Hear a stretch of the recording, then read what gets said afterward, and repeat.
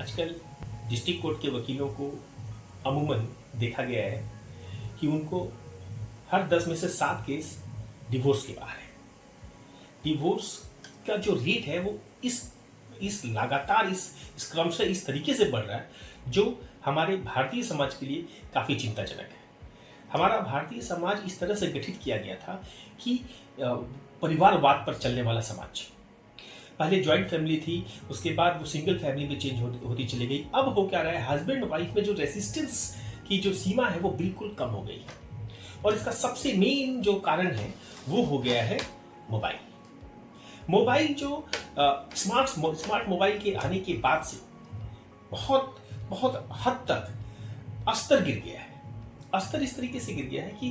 हमें आजकल प्रैक्टिकली ये मिलता है कि जो भी क्लाइंट आते हैं उनकी जो तकलीफ होती है, जो टॉर्चर की स्टोरी होती है, जो क्रूएलिटी की स्टोरी होती है, चाहे वो वाइफ है या हस्बैंड है, दोनों ही केसेस में ये जरूर पाया गया है one of the element mobile हो जाता है। अगर वाइफ आती है उसका कंप्लेन होता है कि मेरे हस्बैंड ज्यादातर समय अपने मोबाइल पर गुजार रहे हैं। फिर मुझे शक हुआ, फिर मैंने उनके मोबाइल को चेक किया, फिर मुझे चेक करने के बाद पता चलता है कि उनके स्कूल टाइम के फ्रेंड्स का एक व्हाट्सएप ग्रुप बना हुआ है, उनके कॉलेज टाइम का एक अलग से व्हाट्सएप ग्रुप बना हुआ है, उसके बाद उनके ऑफिस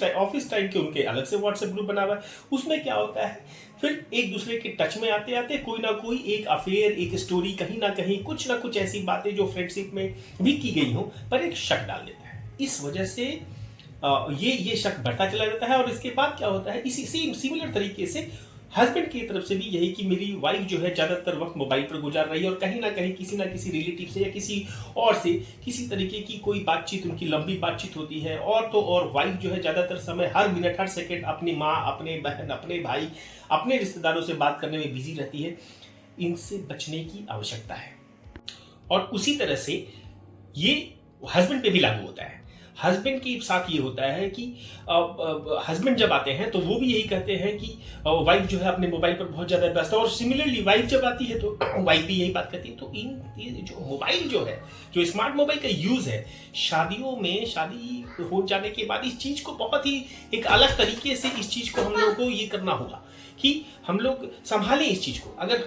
हम मोबाइल के प्रयोग को तरीके से नहीं संभालते, नहीं करते हैं तो जो डिवोर्स रेट है वो बहुत ही इसी अंदाज में बढ़ता चला जाएगा और भारत जो है भारत ना बनकर